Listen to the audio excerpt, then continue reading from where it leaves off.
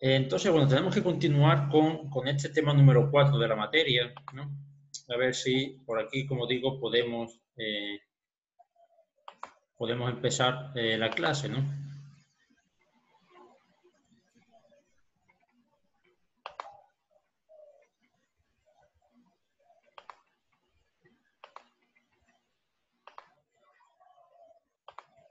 A ver si por aquí, pues, podemos iniciar la clase.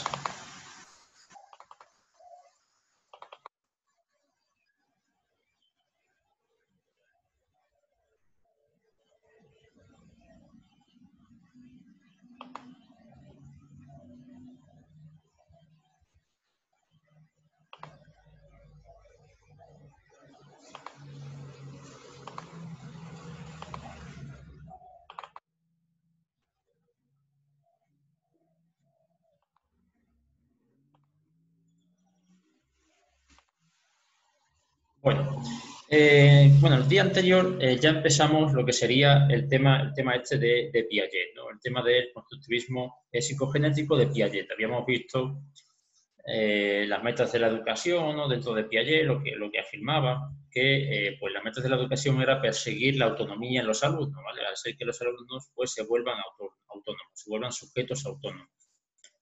Es decir, que ganen su independencia intelectual. Entonces, esto era para Piaget la meta de la educación. Hay que educar teniendo como objetivo convertir a los alumnos en seres autónomos, que no dependan de otra persona. Bien, eso es lo que habíamos visto en el día anterior. También habíamos hablado algo acerca de la conceptualización del aprendizaje, ¿no? Cómo Piaget entendía el aprendizaje y lo entendía como un proceso de adquisición de conocimiento, ¿no? Es decir, para Piaget, digamos que los sujetos aprenden en tanto que van adquiriendo conocimiento y lo van pues digamos, integrando, ¿no? Y habíamos visto que hay dos maneras de entender este aprendizaje. En sentido amplio, que se refiere a todo el desarrollo cognitivo que hemos hecho en nuestra experiencia como estudiantes. Y también tenemos el aprendizaje en sentido estricto, ¿no? Que son pues las informaciones puntuales que este desarrollo cognitivo nos permite realizar, ¿no?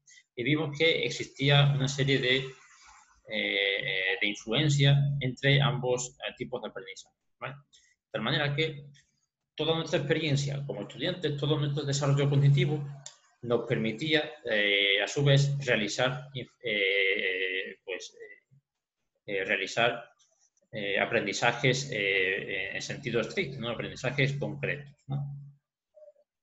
Bien, esto es todo lo que habíamos visto en el día anterior. También hablamos algo acerca de este proceso de equilibración y desequilibración de los esquemas mentales, ¿no? De la manera en que entiende Piaget el proceso de aprendizaje, ¿no? Para Piaget, el aprendizaje es un proceso que tiene altos y bajos, ¿vale? Que va oscilando entre dos etapas, ¿no?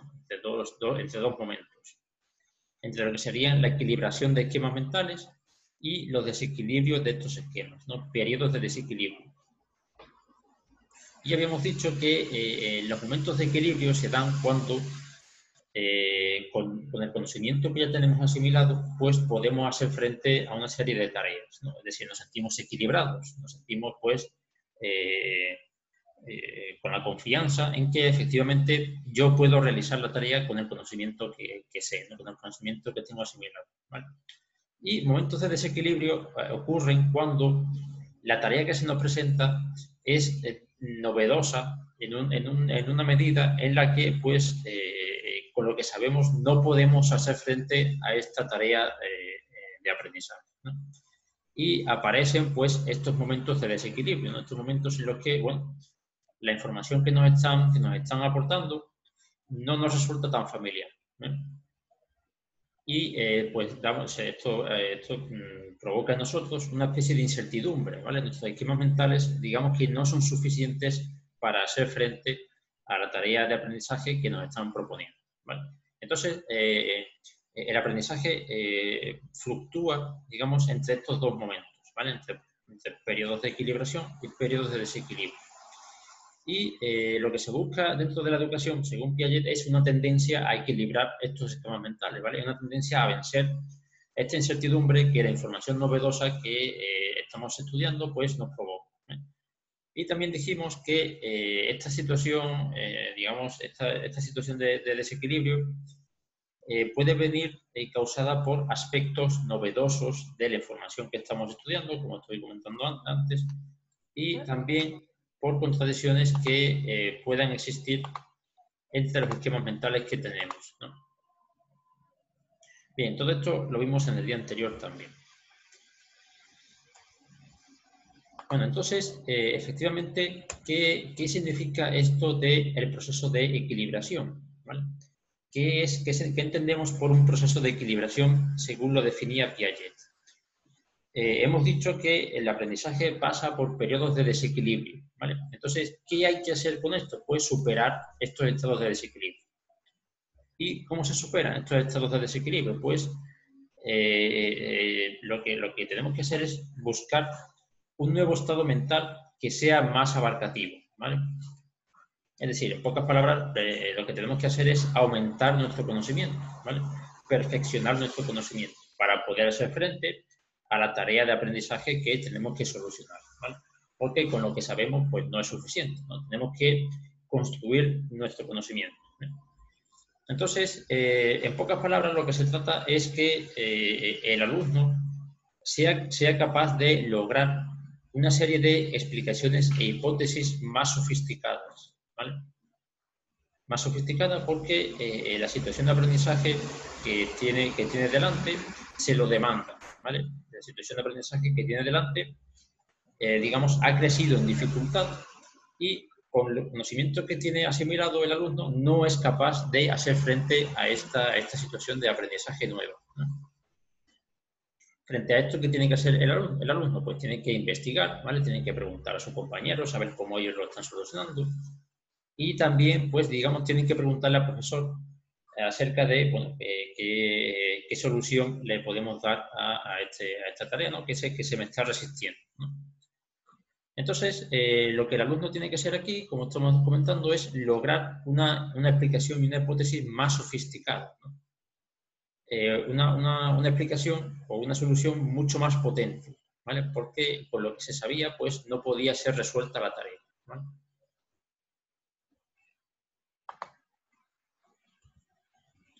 Bien, aquí tenemos un gráfico que explica todo este proceso de asimilación o sea, de equilibrio y desequilibrio, ¿no? Empezamos en una situación de equilibrio en la que, bueno, pues tenemos asimilados, ¿no?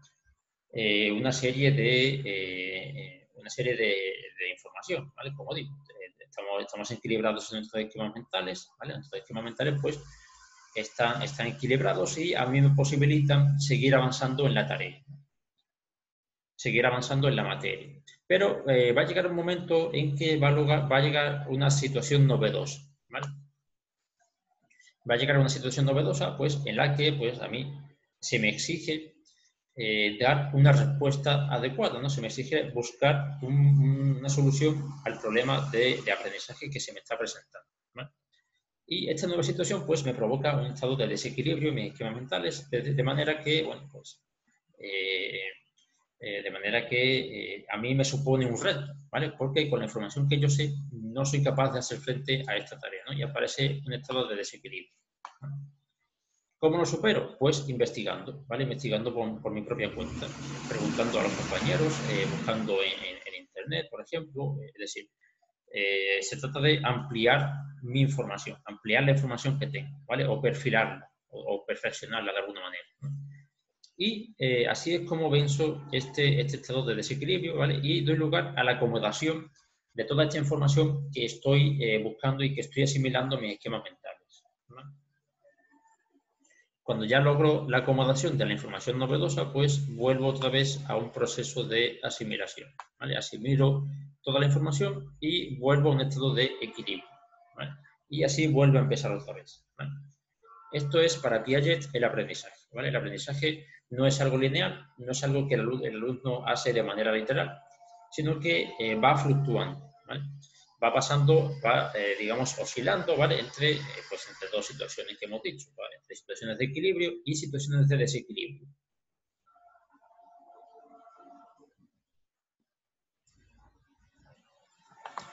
Bien, esta teoría de la equilibración fue refinada por Piaget en sus últimos años de vida, ¿no? Y pasó de llamarla situaciones de desequilibrio, la llamó conflictos cognitivos, ¿vale? Los conflictos cognitivos no dejan de ser, pues, las tareas que se mandan o que se encargan en una materia, ¿no? Para que los alumnos aprendan. Eso es un conflicto cognitivo. Eso es un conflicto cognitivo en tanto que suponen un desequilibrio, suponen una incertidumbre en el alumno, en la cual, para vencer esta incertidumbre, el alumno tiene que involucrarse en buscar, digamos, una solución a la tarea, ¿no? Una solución a este conflicto cognitivo. Entonces, son importantes que ocurran estos conflictos cognitivos, ¿no? Porque el alumno, cuando intenta resolverlos, se involucra digamos, en la obtención de una hipótesis o explicaciones que sean cada vez más potentes, ¿no? Y que sean cada vez más exactas, ¿no? Entonces, así es como el alumno pues, va aprendiendo, ¿no? El alumno pues, va superando situaciones y conflictos cognitivos dentro del aula y superando situaciones de desequilibrio, va progresando en el conocimiento, ¿no? Por ello, aquellos alumnos que perciben, digamos, el valor y perciben el sentido de lo que supone solucionar un problema, solucionar una tarea, son alumnos que progresan de una manera más rápida que aquellos que simplemente pues, no son capaces de entender qué supone solucionar una situación problemática, ¿vale? ¿Qué supone solucionar un conflicto cognitivo? ¿Vale? Por ello, aquellos alumnos que tienen una conciencia más fuerte, ¿no? Una conciencia más aceptada acerca del valor de lo que significan estas tareas, pues van a progresar de una manera más adecuada que aquellos que no toman conciencia. Entonces, bueno, como estoy comentando, estos conflictos cognitivos es importante que el maestro los proponga dentro del desarrollo de una materia, ¿vale? Para que el alumno pues, se enfrente a unas dificultades que le permitan seguir avanzando. Bien, eso es con respecto a, digamos, la concepción del aprendizaje en Piaget. No sé si hay alguna duda con esto.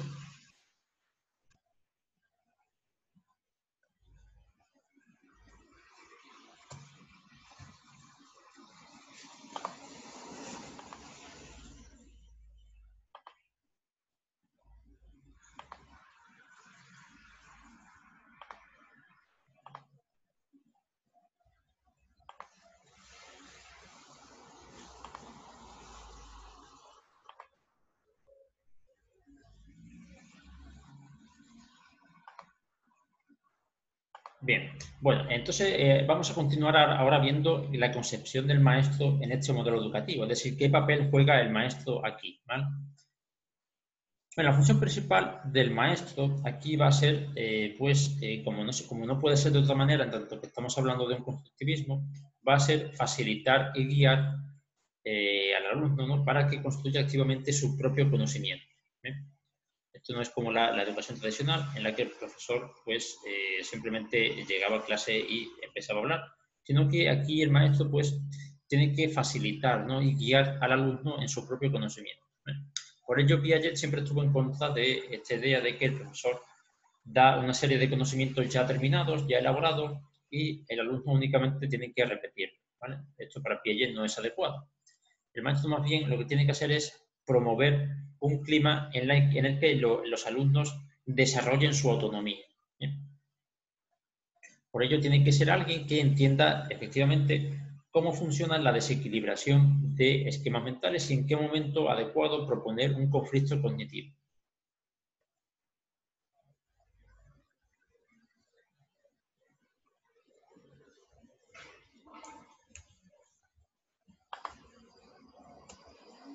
Entonces, como estoy comentando, una de las principales actuaciones del maestro va a consistir en promover o crear una atmósfera, un ambiente, un contexto adecuado en el que pues, se respire un clima de reciprocidad, de respeto mutuo y de autoconfianza en las capacidades intelectuales de los alumnos, ¿vale?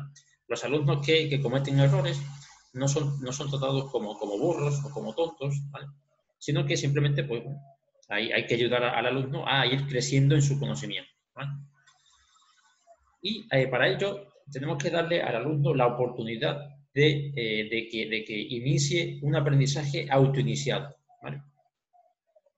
Es decir, que desarrolle sus propias capacidades, sus propias capacidades de descubrimiento, ¿vale? Y de exploración de contenidos, ¿vale?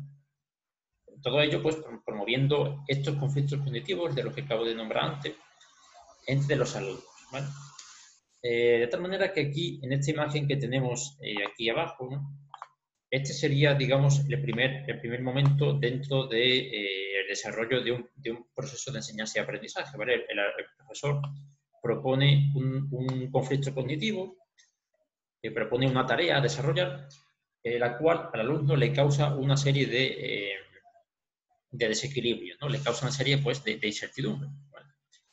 Porque el alumno, con lo que sabe, no es capaz de hacer frente. Entonces, ¿qué debe hacer? Pues aquí en la segunda imagen debe empezar a trabajar, ¿no?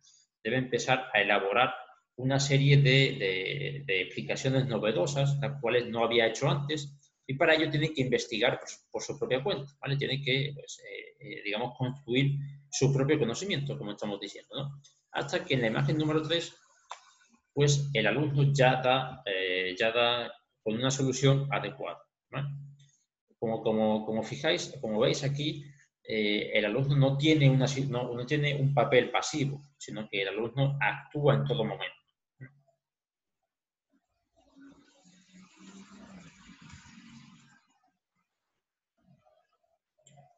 Eso es una de las cosas que tiene que hacer el maestro, ¿no? Proponer un clima en el que el alumno, pues, desarrolle su autonomía como constructor de conocimiento, ¿no? También el profesor tiene que saber reducir su nivel de autoridad, ¿vale? No tiene que mostrarse siempre como un ser superior al cual todo el mundo debe tenerle miedo, ¿no?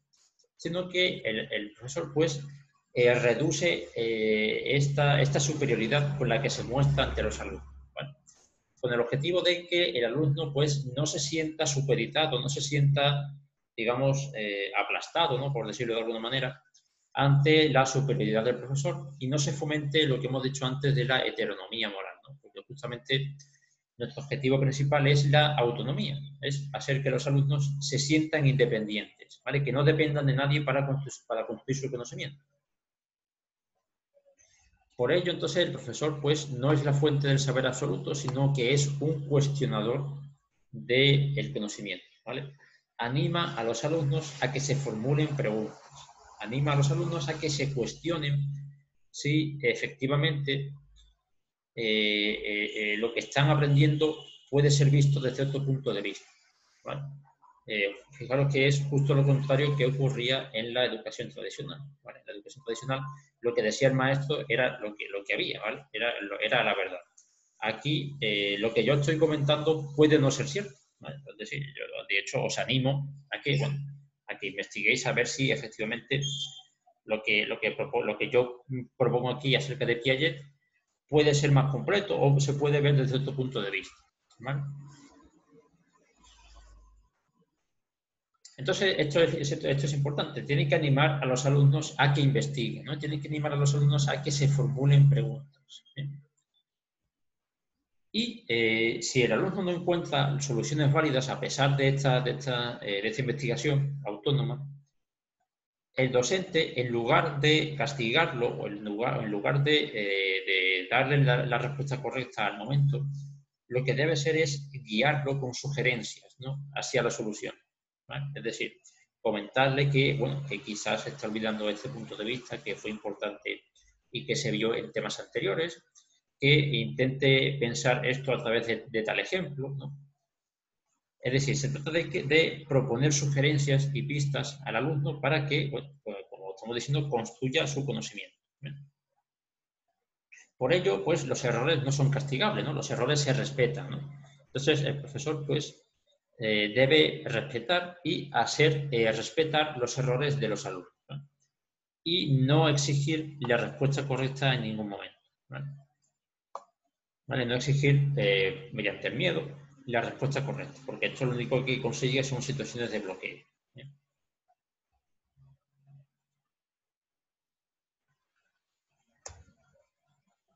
De esta manera, el maestro pues debe evitar hacer un uso vacío de la recompensa y el castigo, ¿vale? Esto de que si dices algo bien, pues te recompenso, si fallas y dices algo que no es cierto, pues te castigo, ¿vale? Esto no tiene ningún sentido desde el punto de vista del constructivismo. Por el contrario, lo que debe ser el maestro aquí, pues es, como estamos comentando, es hacer que los alumnos desarrollen sus propios valores, ¿vale? Desarrollen sus propias maneras de actuar, ¿sí? Desarrollen autónomamente su manera de entender el aprendizaje, ¿vale? Digamos, su conocimiento. Pero aunque el profesor aquí no castigue de manera vacía, de manera unilateral a los alumnos, eso no quiere decir que efectivamente el profesor se quede quieto si hay algún alumno que se está comportando de manera perjudicial, ¿no? Por supuesto que el maestro, el profesor, va a castigar estos comportamientos perjudiciales, pero no lo va a hacer castigando de manera individual a los alumnos, ¿vale? No va a ser diciéndole a Juan que se salga del salón o poniéndole a Juan unas orejas de burro o mandando a Juan a que mire a la pared, ¿no? Eso no tiene ningún sentido para Piaget. Lo que debe hacer el profesor, si quiere sancionar comportamientos perjudiciales, es hacerle ver al alumno que sus actuaciones pues tienen un efecto en los demás, ¿vale? Sus actuaciones repercuten en la manera en que los demás están aprendiendo, ¿no? Es decir, lo que va a hacer proponer sanciones de reciprocidad mediante la regla esta de oro que tenemos aquí de no hagas a los otros lo que no quieres que te hagan a ti. ¿Vale? Entonces, si hay un alumno que se está comportando mal o está molestando a un compañero, simplemente diciéndole, oye, no hagas esto porque estás molestando a tu compañero y quizás tu compañero sí quiera aprender aunque tú no quieras, ¿vale? Entonces, pues te ruego que te tranquilice un poco y que, bueno, pues nos deje dar la clase en paz. Pero pues, no tiene ningún sentido pues poner a este alumno fuera del salón o lo que sea, ¿no? Esto para Piaget no tiene ningún sentido. Entonces, lo que debe ser este maestro es, como digo, hacerle ver al alumno que no está solo en el mundo, ¿no? Sino que, bueno, con su comportamiento está molestando el desarrollo de conocimiento de otros compañeros, ¿no? Estas serían las sanciones de reciprocidad. Como veis, se trata de establecer un clima recíproco, ¿vale? Un clima de sociedad, ¿no? Un clima de contexto social dentro del salón. ¿Vale? Entonces, este era el papel del maestro, ¿vale? Por lo tanto, el maestro obviamente tiene que sancionar las actuaciones, pero no lo hace buscando la heteronomía, sino buscando la autonomía de todos. Bien, ¿qué papel juega el alumno en este modelo educativo? ¿Vale?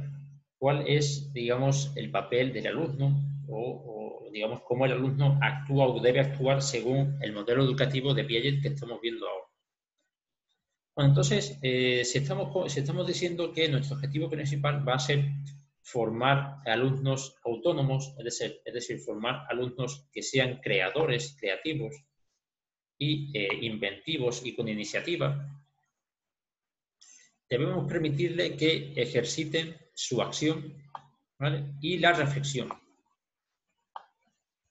¿vale? Es decir, debemos permitirle pues, que actúen y que a la vez que actúen, que reflexionen, ¿vale? Esto no se trata de fomentar un clima de pasividad entre los alumnos en la cual todos estén callados y todos estén obedeciendo al profesor, sino que lo que deben hacer es actuar, pensar y expresar sus ideas, ¿no? Así, de esta manera, pues se debe dar al alumno la oportunidad de que formule y que exprese verbalmente sus propias explicaciones y sus propias hipótesis, sus propias ideas y sus propios puntos de vista, ¿no? Y como ya he dicho antes, aunque el profesor considere que la respuesta de los alumnos es errónea, nunca debe dar la respuesta correcta en un primer momento, sino que lo que debe hacer es, como dije antes, guiarlo mediante pistas, mediante sugerencias, mediante comentarios explicativos, a que dé una respuesta más acertada.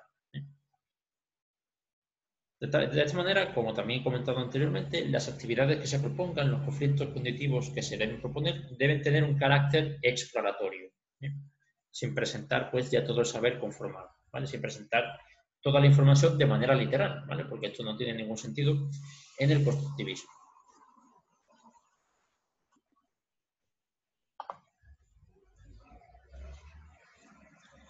Entonces, desde este punto de vista, el alumno pues tiene que ser animado, ¿no? a explorar y a indagar acerca de los eventos que rodean su vida escolar, ¿vale? La vida escolar de los alumnos es algo más que el mero salón de clase, ¿vale? Existen otros ambientes escolares en los que pueden haber, digamos, elementos valiosos para ser aprendidos. También los alumnos tienen que saber aceptar sus errores como una oportunidad para crecer. Y aquí tiene mucha responsabilidad el profesor, ¿vale? El profesor tiene que intentar o tiene que conseguir que los alumnos perciban sus errores como oportunidades para crecer, ¿vale? No como algo de lo cual lamentarse, sino precisamente todo lo contrario, verlo como una condición de posibilidad de generar el conocimiento adecuado, de generar el conocimiento correcto. Dado que si no existiesen errores, ¿vale? Si todo lo que dijésemos fuese cierto, entonces ya estaría todo hecho y no tendría ningún sentido educar, ¿vale? No tendría ningún sentido proponer un proceso de enseñanza y aprendizaje, puesto que bueno, pues ya todo lo que estamos diciendo es correcto, entonces no tiene ningún sentido aprender, ¿vale? Sin errores no hay progreso, no es posible progresar, no es posible avanzar. De manera que los errores pues, son pasos necesarios y hasta cierto punto deseables, ¿no? Para desarrollar una construcción de conocimiento, ¿vale? Si camuflamos los errores de los alumnos con premios o con premios no tanto, pero con castigos, ¿vale? Los alumnos pueden tener una idea errónea de su aprendizaje, ¿vale? Si castigamos a los alumnos cuando se han equivocado, lo que estamos haciendo es fomentar el miedo en los alumnos, ¿vale? Fomentar el miedo a que se equivoquen, ¿vale? Y pues tacharlos de inútiles, ¿vale? Tacharlos pues de sujetos que no son capaces de hacer una cosa bien, ¿no? Entonces, los errores de los alumnos tienen que ser aplaudidos, ¿vale? Tienen que ser recibidos pues, tienen que ser bien recibidos, ¿no? Sin rechazo, porque, como digo, es la posibilidad de que se pueda generar un conocimiento cierto, ¿no? Y estos errores, pues, permiten al profesor ver dónde el alumno está situado con respecto al proceso de enseñanza, ¿vale? Es decir, permiten al profesor ver en qué punto el alumno se ha quedado estancado, ¿vale? En qué punto el alumno necesita ayuda, ¿sí? De manera que pues, son síntomas que piden acciones de desbloqueo por parte del maestro, ¿vale? ¿Cuáles son estas acciones de desbloqueo? Bueno, pues, como he dicho antes, pues con algún comentario explicativo, sugiriéndole nuevos ejemplos, sugiriéndole nuevos puntos de vista, para que el alumno pues, sea capaz de superar estos errores y pues, progrese en su conocimiento, ¿vale?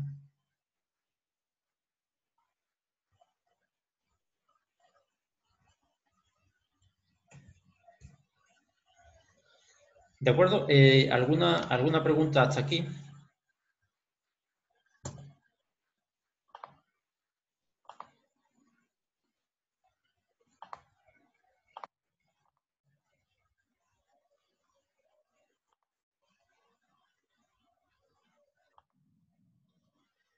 Bien. Vale, ahora vamos a ver una cosa que es bastante importante en el modelo educativo de Piaget. Y es que una de las mayores contribuciones de Piaget para entender el mecanismo constructivo de los alumnos es clarificar la relación que existe entre estos dos conceptos, ¿vale? Entre el tener éxito, por un lado, y el comprender.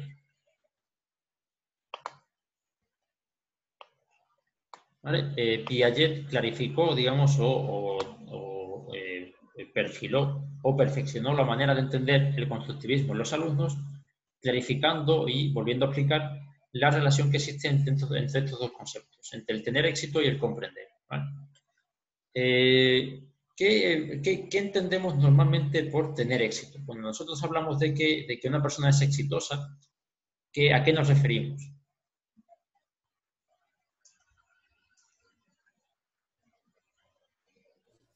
¿A que cumplió un objetivo dado? Exactamente, ¿no? Eso es. Claro, claro, yo tengo éxito cuando cumplo un objetivo, efectivamente, ¿no? Cuando yo logro una meta, entonces pues yo puedo decir que tengo éxito, exactamente, ¿no? Eso es. ¿Y qué significa comprender? Cuando hablamos de que he comprendido una situación, ¿a qué nos referimos?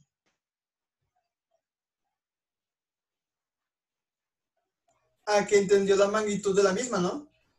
Fíjate que comprender y entender es básicamente lo mismo, ¿no? Entonces, lo que yo quiero es que defináis qué significa entender o qué significa comprender.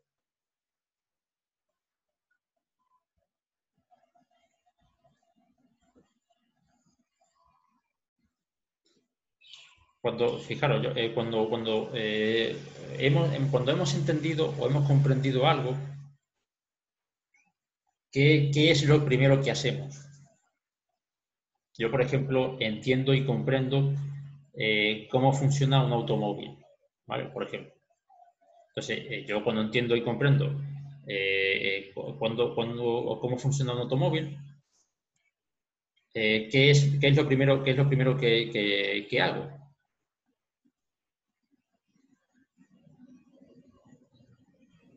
Lo intentó manejar. Lo intento manejar.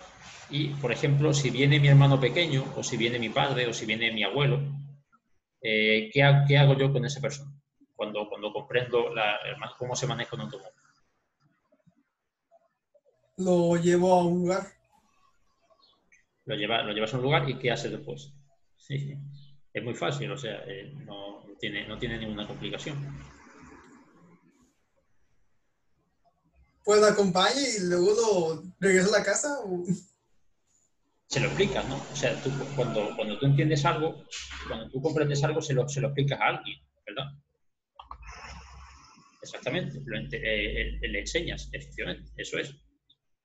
Eso es, le compartes lo que entendiste, efectivamente. Es decir, yo cuando comprendo algo, soy capaz de explicárselo a alguien, ¿vale? ¿Por qué?